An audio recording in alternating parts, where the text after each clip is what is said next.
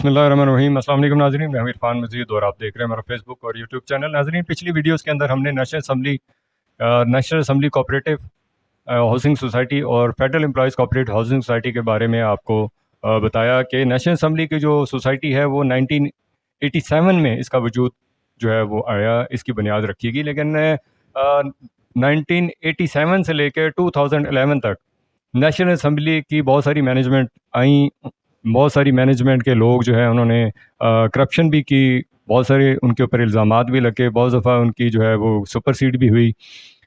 इसमें बहुत सारे मामलात जो थे जिसकी वजह से नेशनल असम्बली जो है अपने मेंबरान को प्लॉट नहीं दे सकी।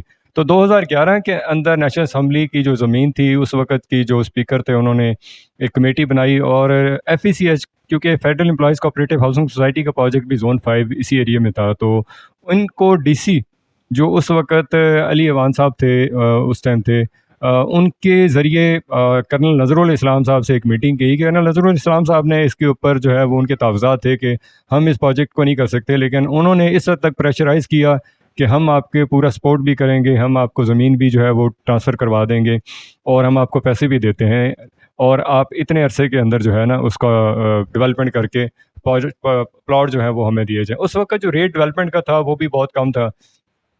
कर्नल नज़रुल इस्लाम साहब ने इसको एक चैलेंजिंग जो लेके इसके ऊपर काम शुरू कर दिया, लेकिन इसमें नेशनल असम्बली वालों की तरफ से जो है वो उसकी रिक्वायरमेंट जो थी, जो उनके जो टर्म एंड कंडीशन थे उसको फुलफ़िल नहीं किया गया। जो वक़्त के साथ उन्होंने जो पेमेंट्स देनी थी वो भी नहीं दी। हालांकि वो पेमेंट्स जो है 2024 के अंदर कंप्लीट हुई। जो आखिरी इंस्टॉलमेंट 3 करोड़ 15 लाख रुपए थी वो 2024 के अंदर दिया गया।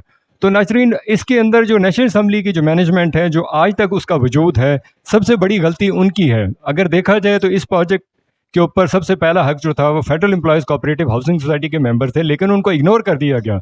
सिर्फ नेशनल असम्बली के जो मुर्तज़ा अब्बासी साहब आए, उन्होंने अपने प्लॉट लगवाए, उन्होंने अपना फ़ायदा लिया, उन्होंने मेंबरान का जो हक का वो भी खाया।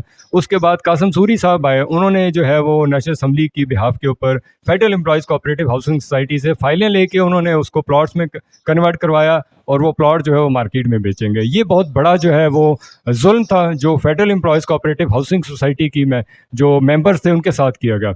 अगर उस 2011 के एग्रीमेंट के हिसाब से देखा जाए तो 1093 प्लॉट देने थे, जिसमें से सिर्फ इस वक्त 315 प्लॉट जो हैं वो रह गए हैं। अगर दूसरी तरफ देखा जाए तो federal employees cooperative housing society के इस टाइम 5,500 मेंबर्स जो हैं वो दरबदर हो रहे हैं।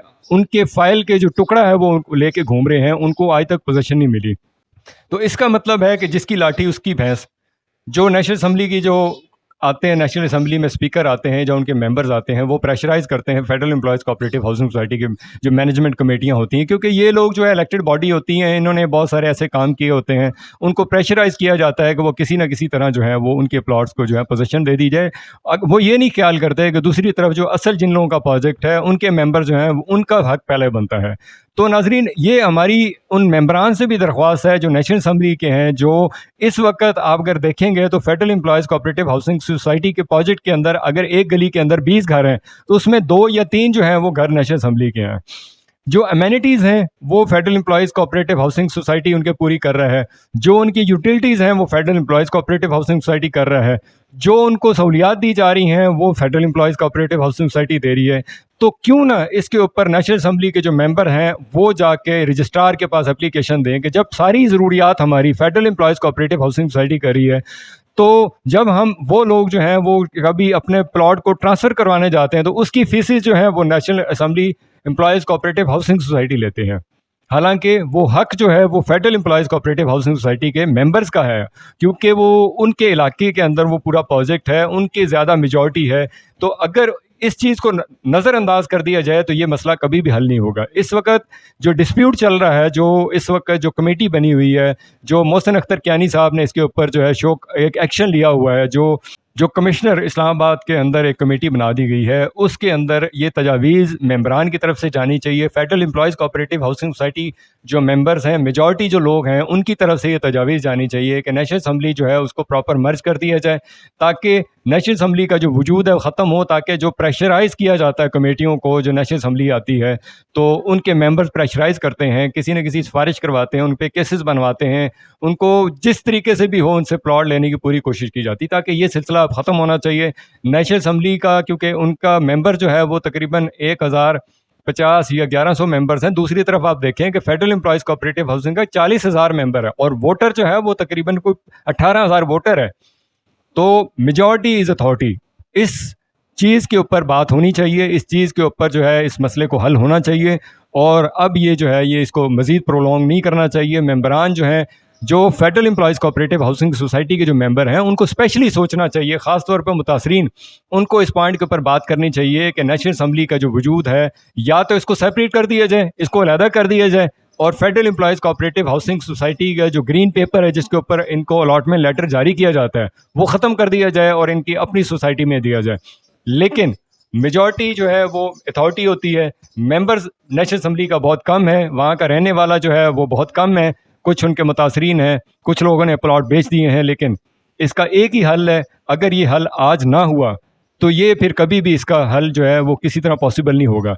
इस मौके से फ़ायदा उठाएं, इस जो कमेटी बनी हुई है उनको अपनी तजावीज़ दें और उनसे तकाजा करें कि इस मसले का हल किया जाए ताकि दोनों प्रोजेक्ट जो हैं ये खुश असलूबी से चल सकें, क्योंकि ये बहुत सारी सोसाइटियाँ कोऑपरेटिव के अंदर भी मर्ज होती हैं। नॉर्मली तो हमने बहुत जगह देखा है कि डीएचए ने आगोश को जो है वो मर्जअप कर लिया, इस तरह बैरिया ने फलां को कर लिया, इस तरह बड़ी बड़ी सोसाइटियाँ छोटी सोसाइटियों को मर्जअप करती हैं और उनके अलॉटमेंट लेटर दिए जाते हैं ताकि जो उनकी एमेनिटीज़ हैं वो उनको पूरा किया जाए, जो उनके प्रॉब्लम है उनको हल किया जाए, ताकि मेंबर जो हैं वो दोनों एक ही सोसाइटी के मेंबर तस्वर किए जाएँ। इसी के साथ इंशाल्लाह हम नेक्स्ट वीडियो के अंदर federal employees cooperative housing society और जो नेवल एनक्लेव का जो मसला है जिसमें बहुत सारी चीज़ें बहुत क्लियर हो चुकी हैं, इंशाल्लाह उसको आपको तफसीलन बताएंगे। इसी के साथ अपने होस्ट इरफान मजीद को इजाज़त दीजिएगा। अल्लाह ताला हम सब का हामी और नासिर हो, हमें भी अपनी दुआ में याद रखिएगा। अस्सलामु अलैकुम वरहमतुल्लाह।